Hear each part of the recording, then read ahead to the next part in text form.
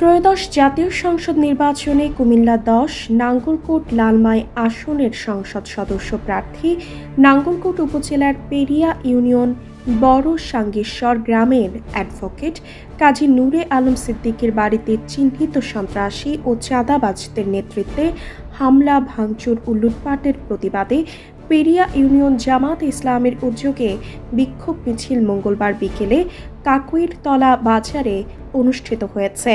বিক্ষোভ মিছিলটি কাকইরতলা বাজারের প্রধান সড়ক প্রদক্ষিণ শেষে মধ্যম বাজারে গিয়ে সংক্ষিপ্ত সমাবেশে মিলিত হয়। সমাবেশে বক্তব্য রাখেন বাংলাদেশ জামাত ইসলামী নাঙ্গলকোট পৌরসভা আমির হারুনুর রশিদ।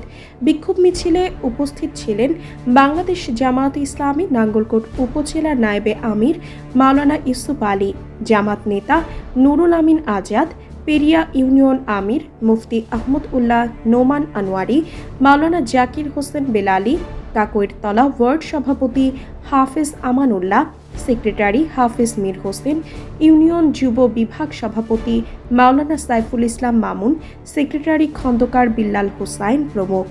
সংক্ষিপ্ত সমাবেশে হারুনুর রশিদ বলেন, গত স্বৈরাচার মানুষের উপর জুলুম, নির্যাতন ও হত্যা করে আমাদেরকে ঘরে ঘুমাতে দেয়নি।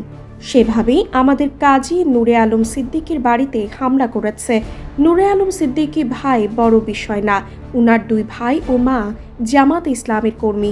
স্বৈরাচারী সরকারের আমলে নূরে আলম সিদ্দিকীর বাড়ি থেকে আমাদের মা বোনদের গ্রেফতার করা হয়েছিল।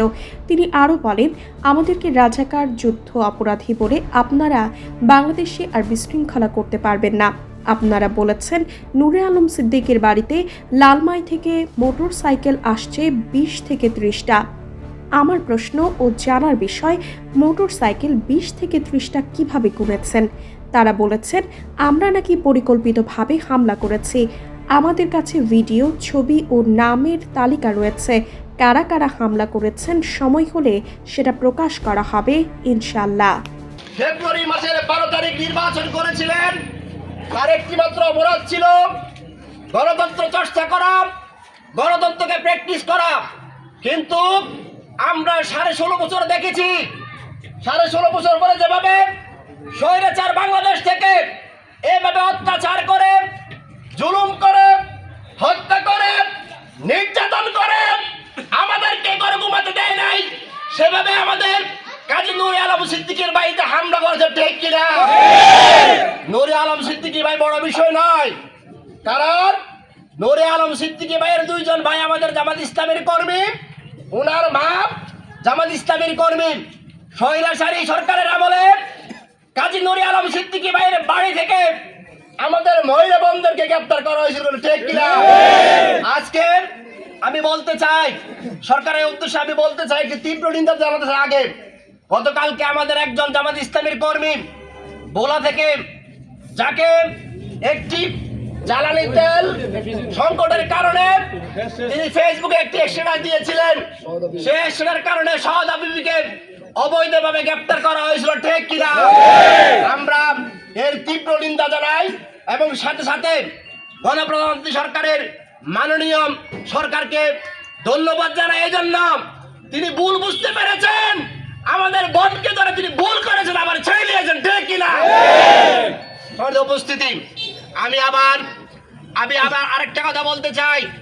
বর্তমানে তিনি সংসদের মাননীয় স্পিকার, সেনাবাহিনীর অবসরপ্রাপ্ত মেজর জনাব হাফিজুর রহমান সাহেব আজকে গতকালকে স্বীকার করেছেন, এই সংসদ ভবনে যেমনিভাবে বিএনপির মধ্যে মুক্তিযুদ্ধ রয়েছে, বিরোধী দলের মধ্যে মুক্তিযুদ্ধ রয়েছে। ঠিক কিনা? সুতরাং আপনারা আর চিল্লাফাল্লা করলে, রাজাকার বলেন, যুদ্ধাপরাধী বলেন, আপনারা বাংলাদেশে আর বিশৃঙ্খলা তৈরি করতে পারবেন না। ঠিক কিনা? আপনারা বলেছেন নূরে আলম সিদ্দিকীর বাড়িতে লালমাই থেকে মোটরসাইকেল আসছে ২০ থেকে ৩০টা। আমার প্রশ্ন, জানার বিষয়, মোটরসাইকেল ২০ থেকে ৩০টা কিভাবে করেছেন, কিভাবে এসেছে? ঠিক কিনা? আজকে তারা বলেছেন মিছিলের পরে আমরা নাকি পরিকল্পিতভাবে জামাত ইসলামী সেখানে গিয়ে হামলা করেছি। না, আমাদের কাছে ভিডিও রয়েছে, ছবি রয়েছে, নামের তালিকা রয়েছে, কারা কারা হামলা করেছেন সময়ের ব্যবধানে সেটা প্রকাশ করবে ইনশাআল্লাহ।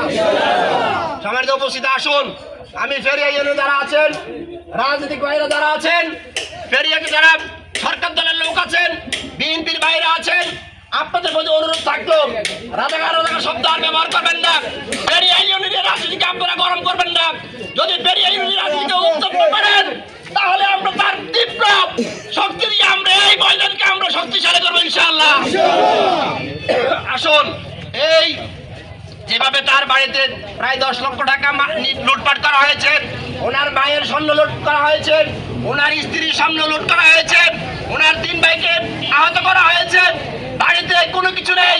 আমরা প্রশাসনের কাছে আমরা আজকের এই বিক্ষিপ্ত জনতাকে সামনে রেখে মিছিল পরবর্তী সমাবেশ থেকে বলতে চাই, অতি শীঘ্রই সন্ত্রাসীদেরকে গ্রেফতার করে শাস্তির আওতায় নিয়ে আসতে হবে।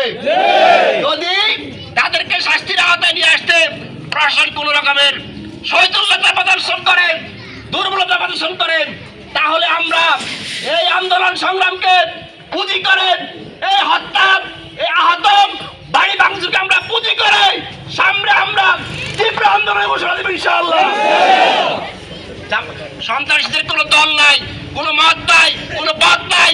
এই পেরিয়া ইউনিয়নের কোনো সন্ত্রাসীদের রাস্তা না নাই, এটা হবে না, হবে না, হবে না।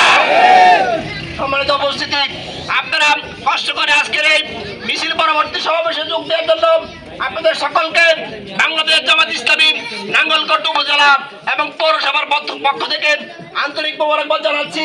সাংবাদিক বন্ধুগণ, আপনারা এসে আমাদেরকে আমাদের নিউজটা আপনারা কভারেজ দিবেন। আপনাদের সকলকে সংগঠনের পক্ষ থেকে উদাত্ত আহ্বান জানাই। কাকরতলা বাজারে যারা এসেছেন, বাজারে যারা ব্যবসায়ী বৃন্দ রয়েছেন, আপনাদের সকলকে ধন্যবাদ।